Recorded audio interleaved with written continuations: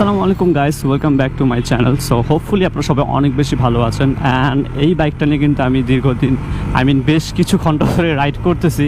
So এখন আমার মাথার মধ্যে চিন্তা আসছে যে আমি এটা টপ মারবো, মানে হঠাৎ করে কেন যেন এটা টপ মারা ধান্দা আসছে।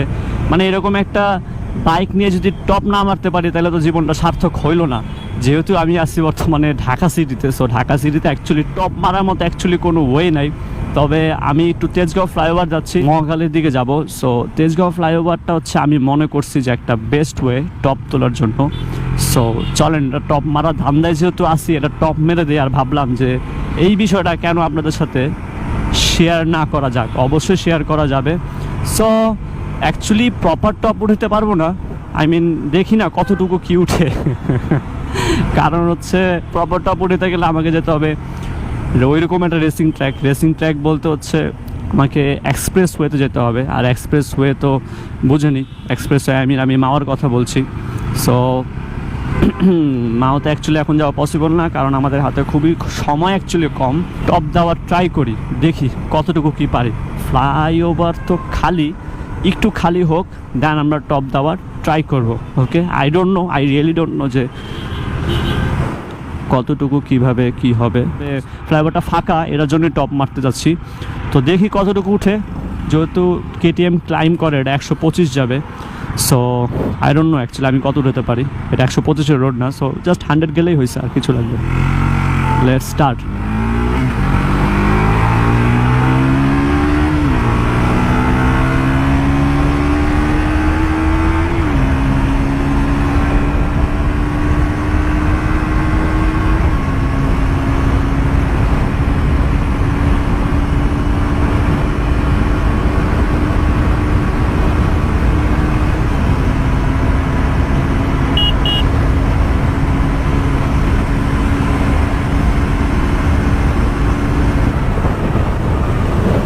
ও 100 ক্রস করছি।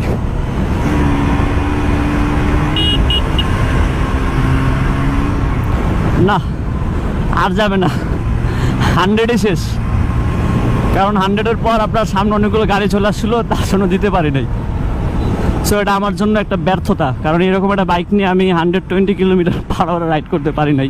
সো ব্যাপার না, অ্যাকচুয়ালি অন্যদিকে চিন্তা ভাবনা করলে এটা ব্যর্থতার কারণও ধরতে পারি না, কারণ এরকম একটা ফ্লাইওভারে 100 কিলোমিটার স্পিড মানে অনেক। সো এই তো ভিডিওটা আশা করছি ভালো লাগছে। ভালো লাগলে অবশ্যই লাইক কমেন্ট শেয়ার করবেন। যারা চ্যানেলটি সাবস্ক্রাইব করেন নাই, সাবস্ক্রাইব করে পাশে থাকবেন। যারা ফেসবুক পেজে দেখছেন তারা অবশ্যই পেজটি ফলো দিবেন এবং ভিডিওটি বেশি বেশি শেয়ার করার চেষ্টা করবেন। সো আজকে এই পর্যন্তই, দেখা হবে নতুন কোনো ব্লগ, নতুন কোনো ভিডিও নিয়ে। সবাই ভালো থাকবেন, সুস্থ থাকবেন, আর করোনাকালীন সময় অবশ্যই মাস্ক পরবেন। Have fun.